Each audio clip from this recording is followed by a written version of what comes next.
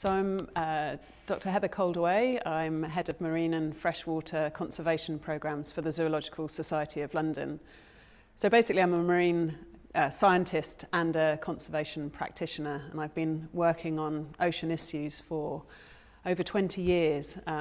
First of all, I started off running ZSL's London Zoo aquarium, so I got involved in the way that people saw our exhibits, engaged with the ocean, and actually thinking about what we should be doing for conservation. If we were going to display these amazing animals from around the world, how could we make sure that they were going to be there for future generations?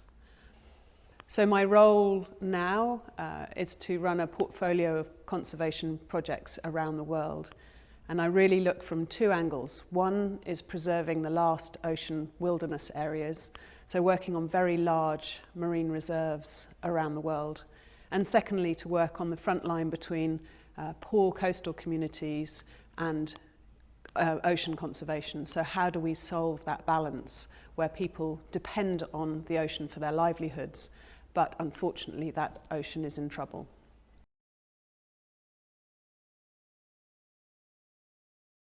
The ocean is in probably the most serious trouble it's ever been in, and all of the scientific data that exist are really quite scary when you look at it. But I'm an ocean optimist, and I'm a great believer in looking at solutions and how we can change things. The big challenge is, on one hand, is the way that people have become more detached from the ocean, whether you live in a big city or far away from the ocean, but people are generally less involved in the ocean and ocean conservation. It's really difficult to get involved with conservation of the ocean when you can't see what's under the water. If you don't dive, you can't experience it.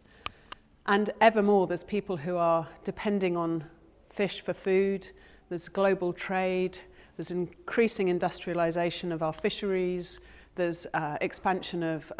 So I think the pressure on our oceans are ever greater, whether it's the expansion and industrialization of our fisheries, whether it's increasing industrialization and pollution into the ocean, and the emerging threat of plastics, which is now found literally every part of the ocean that we've looked in.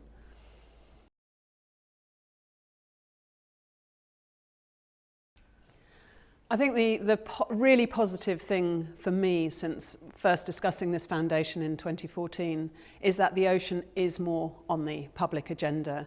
You do hear more about the ocean on the news. And what's been exciting to see is the real increase in ocean commitment. So an increase in ocean protection with many, many new marine protected areas coming online. We're looking at now having a sustainable development goal supported by nations of the world that's actually focused on the ocean. So we really are looking at great ocean commitments from countries all over the world. So I think from that perspective, we really have an exciting opportunity to build on the increased commitment from government, increased commitment from industry, increased engagement from the public.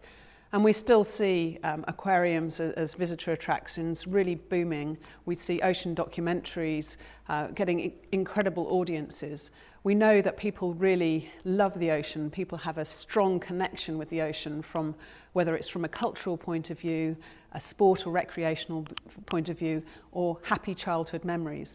There's many ocean values, and we need to build on those to build a sustainable future for the ocean. This foundation has an incredible opportunity to make a difference. First of all, it's based in Portugal, which is one of the great maritime nations. There is only one ocean, so we're looking at a world where we need to start looking more at connectivity, at collaboration, and about making change. Secondly, it has the incredible platform of Oceano, the best aquarium in the world, in my opinion, and that of many others, as a window into the ocean, a unique way to engage so many millions of people through education programs and experiencing the magic of the ocean. I mean, I'm fortunate that I get to dive in some of the most stunning places in the world. But if you can't do that, then the Oceano is the best thing, the best alternative. And it's an amazing way that we can build and engage more and more people in the ocean. And finally, the opportunity to build on national and global commitments for the ocean to really make some practical difference on the ground, whether that's working with school children, with teachers, with local fishing communities, and with policymakers. The team here in the foundation, and being fortunate to participate in that process and help advise and guide that process, mean we really can look to do some fantastic initiatives and projects together.